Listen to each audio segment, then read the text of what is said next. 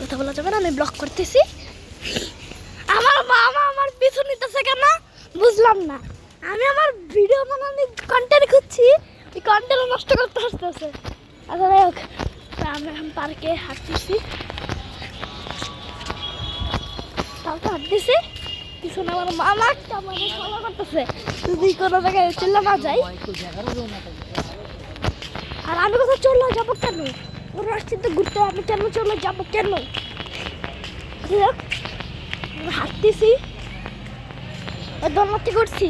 শোনো মামা, এই দোলনা ফাঁকা যাবে না কতক্ষণ করে? আমরা তার থাকবো না কতক্ষণ, ততক্ষণ তো পুরো দোলনা ফাঁকা হয়ে যাবে, আর কেউ তো আসবে না, বুঝছো? হাত করে আমি একা উঠবো।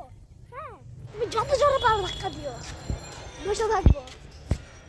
এখন তো পোলাপেনের জন্য আমার আর করা হইতেছে না। যাই হোক, কাপড় সাপড় এখন এসেছি। ওই যে পোলাপেন র্যাকেট খেলো, ওই যে র্যাকেট খেলো।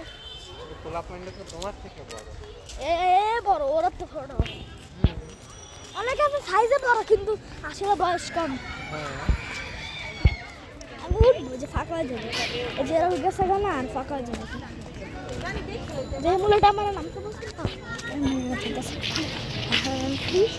5-6 সেকেন্ড, 15 সেকেন্ড পর হবে না। আচ্ছা, পুরা একটা রাউন্ডে আসছি মাহিমা আমার সাথে। আচ্ছা, এখন ব্লগটা অন করি, মানে পজ করে।